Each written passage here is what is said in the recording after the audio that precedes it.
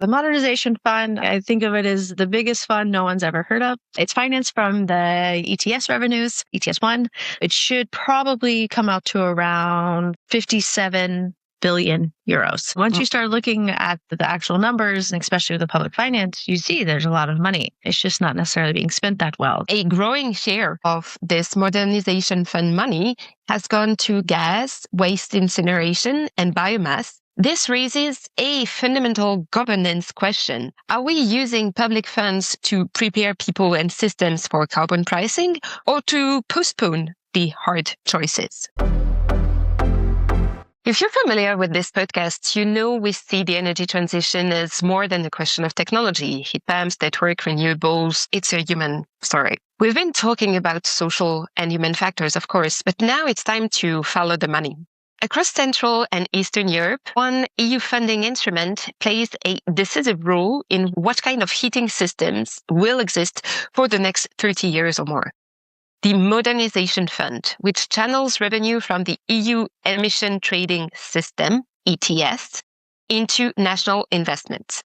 It sits alongside other pillars of the Fit for 55 architecture, including the Innovation Fund, the Social Climate Fund, and the upcoming ETS2, which will put a carbon price on fuels used in buildings and transport from 2027.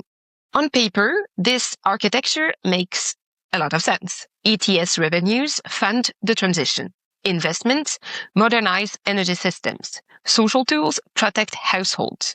In practice, the picture is sometimes messier. A growing share of this modernization fund money has gone to gas, waste incineration, and biomass, even as ETS2 is delayed because governments fear the social backlash of higher heating costs.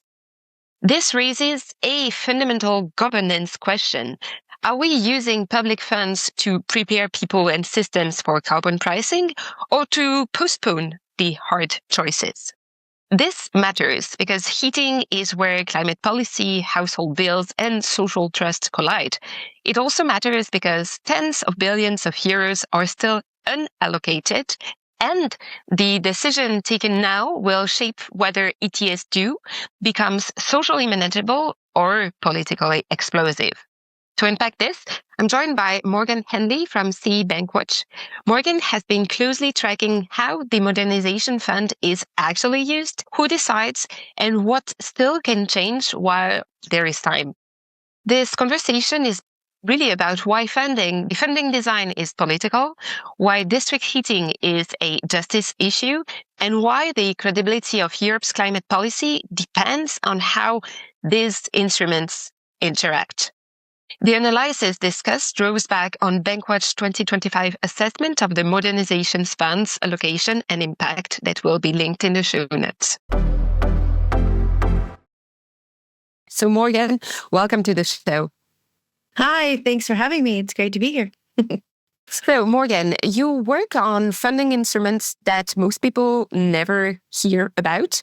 What drew you personally to district heating and EU climate finance as a place where the transition can either succeed or fail? Well, I'm originally from Florida, from the US. So public EU fund for heating?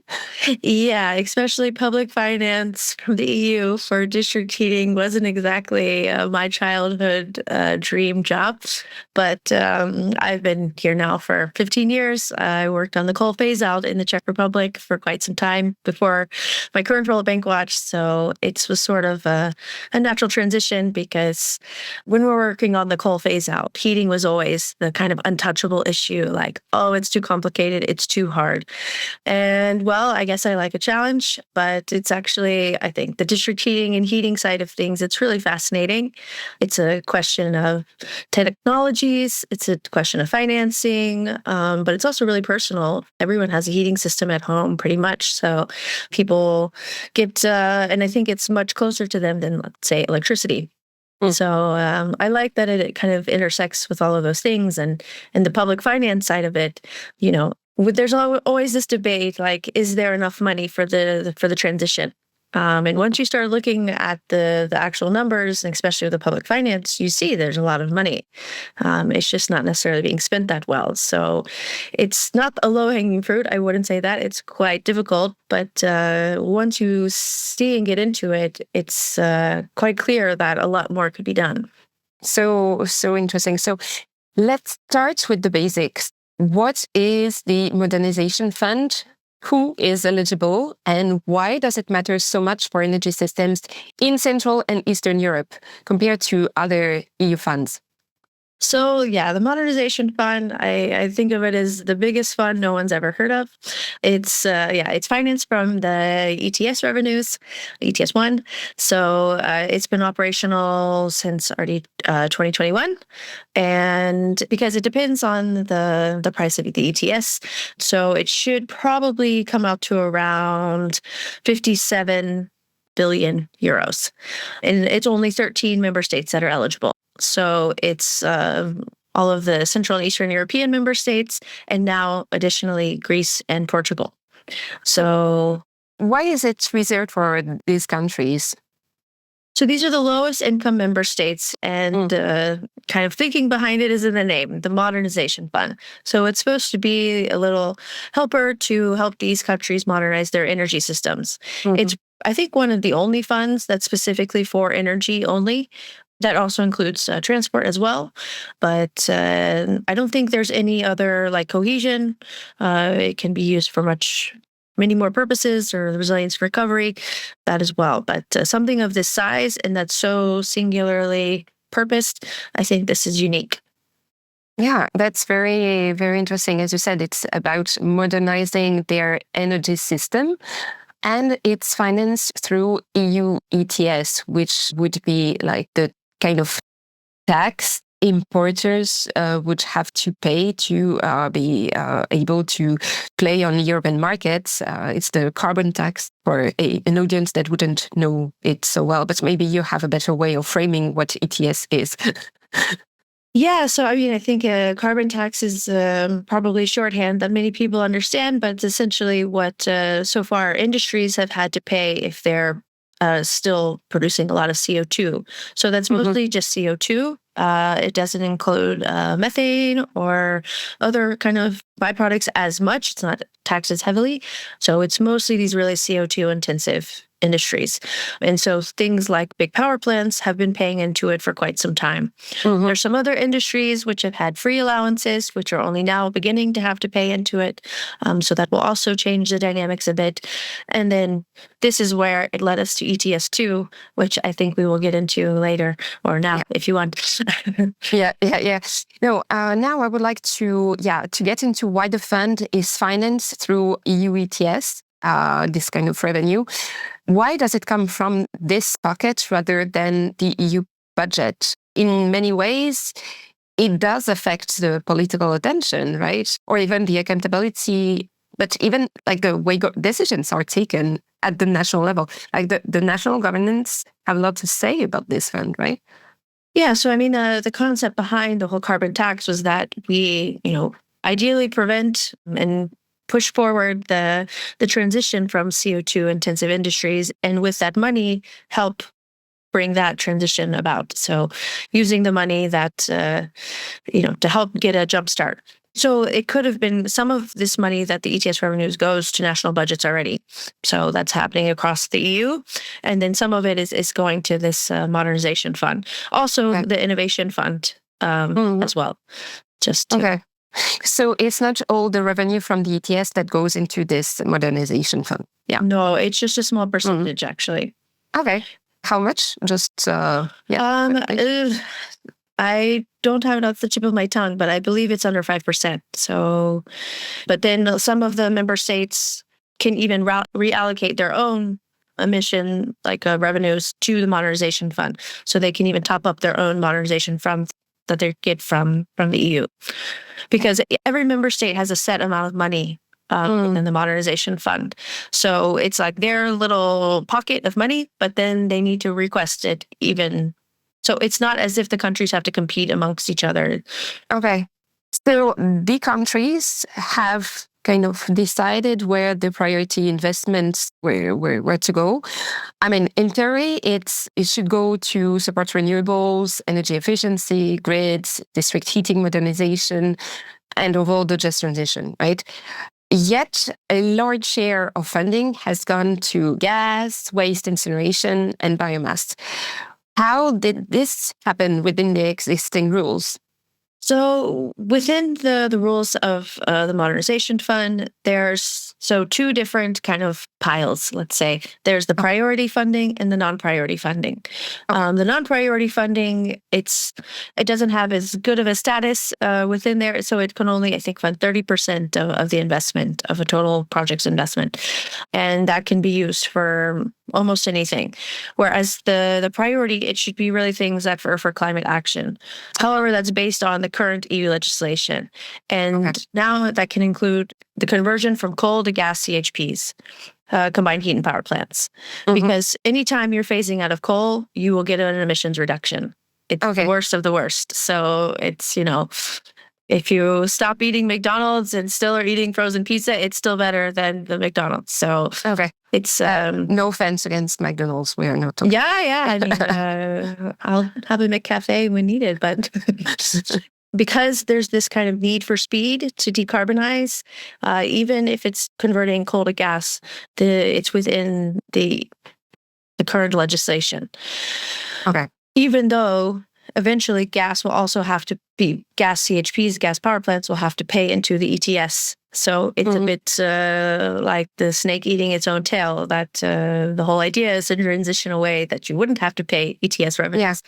But so it's this kind of stranded investment, right? They are investing in something that is locking, they will have to pay for in a few years' time. So that's quite not to mention the price of gas. I mean, fluctuating, and I mean all of that we've lived through. So it's a really short-sighted technological switch from coal to gas isn't as complicated as going to renewables.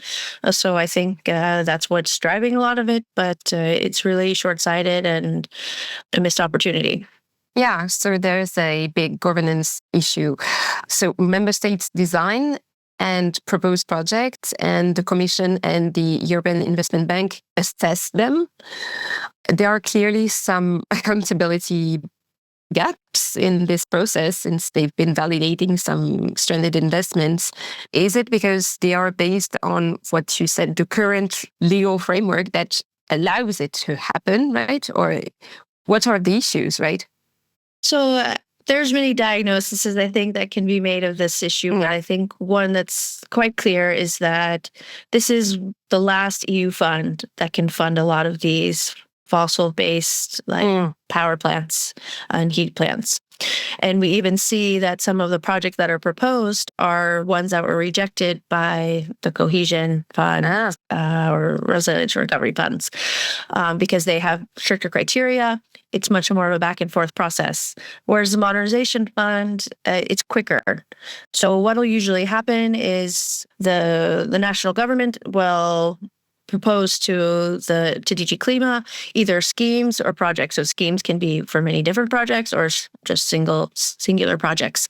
And from there, then they go back. Let's say, so if it's a scheme, then they'll do an open call for then plans to, or whomever, whatever the scheme is for, to apply.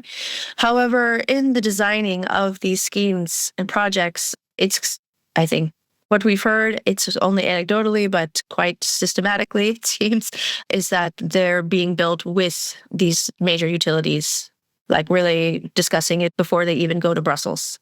So because these are major utilities, then smaller renewable operators, they're not in the discussion at all and be excluded.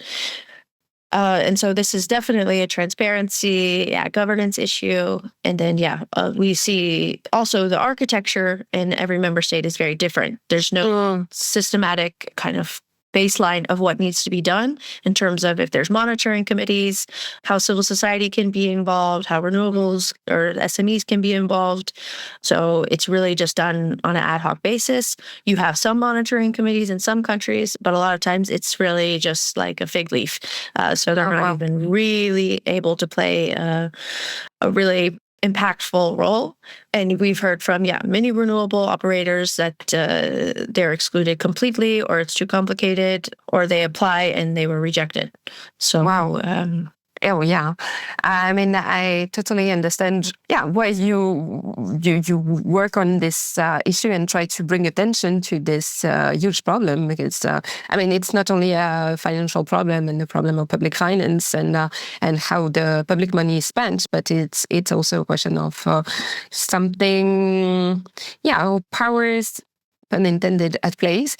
So yeah, the fact that there is little, in certain cases, that there is little public oversight, or that's extremely worrying, is not playing in favor of, the EU and how the EU's image as a champion for climate and clean energy development.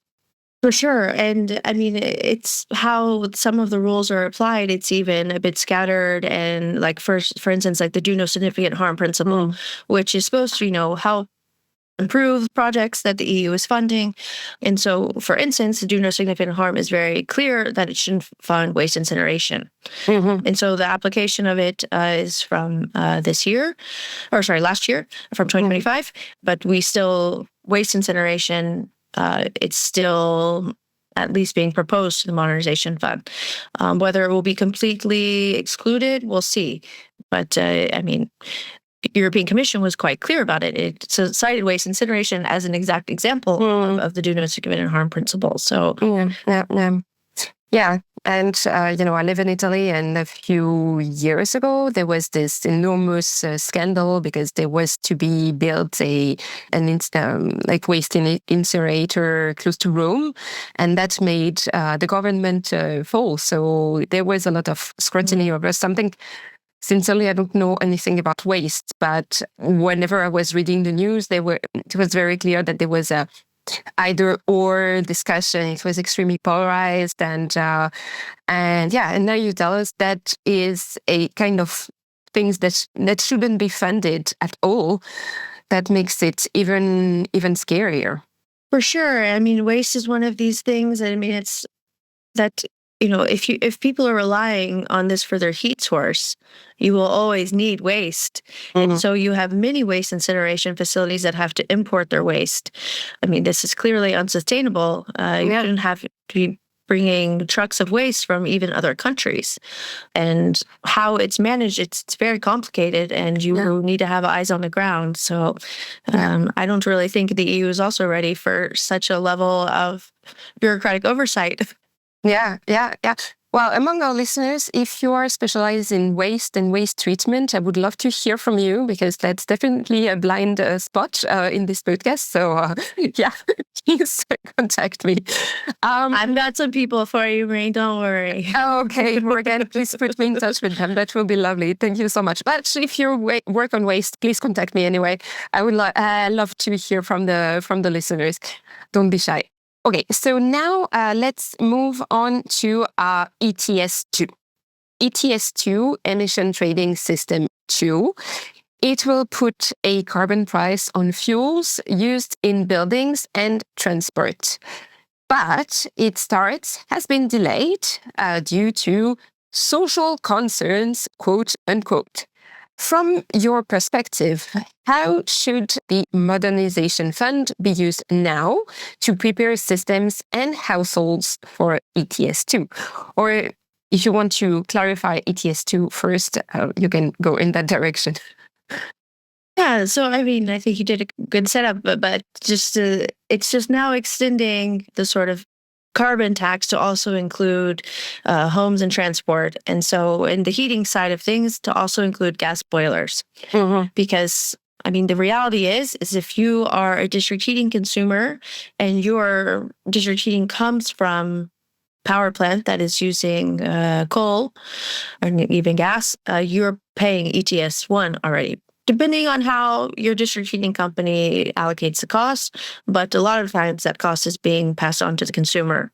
So it's also, and a lot of times you can't choose if you're on district heating or not, and you can disconnect if you want or not. So the idea is to make it fair. And if you have a gas boiler, you should also be contributing. However, as you mentioned already, it was delayed because it became quite a political hot potato that, no one wanted to have in their hands. And it became very, very politically toxic, especially the country I live in, the Czech Republic. It was a very strong message from the current prime minister during his election campaign last year that it won't happen. So, and it's not just the Czech Republic. I think it was quite similar across the CEE region. So it became I don't want higher bills for my heating. Yeah. Yeah, and this kind of concerns also were also very much in the making during the Yellow Vest, let's say, campaigns in France a few years ago as well. So there are, as you said, a lot of hot potatoes. But as we also mentioned, they are hot potatoes because the Modernization Fund has been financing things that will be accountable and under ETS too, right? So now, how should this fund be used to better prepare for it? Yes. So, I mean, there's also what we say. I mean, there has been back to the Modernization Fund, parts of it have been going to energy efficiency and to electrifying transport. Very little has gone to electrifying heat, but transport, yes. So those are the good things. I mean, building renovation, it's the hungry hippo. It will eat everything around it. So there's, I think, no limit to how much you can invest in that. But still, we don't see the projects really expediting the building renovation wave at the level it needs to be, especially for deep renovations, which is really what's necessary if you want to, I don't know, switch your gas boiler to a heat pump or to prepare a building for low temperature district heating, which can be based off of renewables. So what we would really encourage member states, especially those that are receiving the Modernization Fund, is to be applying for these kind of energy efficiency projects and to really, get the ground running on that. Because also the Modernization Fund, it's really been underspent so far. The absorption rate hasn't been very high. In some countries, like the Czechs have been quite quick, but many of the rest, it's really behind. And you see like Hungary, Latvia, some countries have barely even touched it. So there's still lots of money available. And this seems, especially given, that the member states decided they need one more year, well, have some energy efficiency schemes in place to help help these households, prepare for this new tax and hopefully avoid the worst of it. Yeah. Why has it been underspent so far? What kind of bottlenecks are there? I mean, what we hear over and over again from the different managing authorities is a lack of capacity. Is that it's a big fund, and they just don't have enough people in the ministries to help disperse it or apply for it, and they don't have this infrastructure to, I think, also the calls that would make it very easy, because we also hear that a lot of projects are rejected strategically, and we don't know. So we also don't know what the applications are. We just know what's awarded. So, but if renewable producers are being excluded, those are the kind of projects that would probably be easily approved. But if a lot of these countries don't have, good examples and have, already schemes or projects in place that can just be replicated, then it's starting from scratch. It's a whole new ball game for them. Yeah, it seems like the kind of playbook where you have a tool that has been designed for ease of use. It's still too complicated for the organization, let's say the local government, the administration that don't know how to apply for it. So some businesses are coming in, maybe some incumbent businesses, some fossil businesses, and saying, we're going to do the application for you. And they manage to unlock everything, and that they get it approved. A lot of these are projects they've had in their files for a while. Now they're just like, okay, here's the pot of money we've been looking for. I mean, it's definitely a question of capacity. The open mouths get fed. Yeah. So what needs changing I mean, you've been saying that there have been so much wrong solutions that have been validated. So carbon pricing is expanding. What needs changing? And is there a timeline for things to change? ASAP, of course. But I think on all levels, but even just the kind of stuff we could do tomorrow is capacity building on the national levels of how to build like schemes for geothermal, for instance, or heat pumps. These are things that we have examples from other countries, whether it be France, the Fond Chaleur, which is often cited as a good example, taking some pieces of that. Also, something like geothermal, which is also a big regulatory change that's needed. So capacity on how to change that to, make sure the mining and the water codes are not being prohibitive for exploration of this technology. And it would be great to have some earmarking for whether it's, minimums for energy efficiency or, some really regret-free technologies like heat storage. Heat storage, it's something that's kind of plug and play, and it's usually pretty regretless. And it can be done even without a whole overhaul of a new energy system for heating. You are giving me some very good ideas for organization and people who could really talk about this different topic, like geothermal. We never had geothermal on the pod, and heat storage. That would be really interesting. If you know some people, that would be nice. Who should be providing this capacity building, Morgan? Anyone who will. I've been, I think, on a tour of institutions asking, and it's, I think, DG Klima, DG Inner, if they want to help with these kinds of technical assistance things, they already have programs in place. The EIB, they also have programs. They have experience with this, Jaspers, Elena, etc. So they have it. It's just these are not sitting within the Modernization Fund territory, but it exists. And I think that's also one thing we hear from on the ground is that they have to be very careful about not double dipping into any EU funds. So if you get something from Just Transition Fund, then you don't try to match it with the Modernization Fund because Brussels doesn't like that, despite maybe what is being said, being complementary. So making sure that I think municipalities and companies can do that in a way that's a little easier, I think would probably be helpful for upping up the spending level, at least. Of course, with protections, but then something like that, if you're getting technical assistance from, the Commission or EIB, then it shouldn't be complementary, not instead of. Yeah. No, but, I've been working on the new European Bauhaus facility. Ah, yes.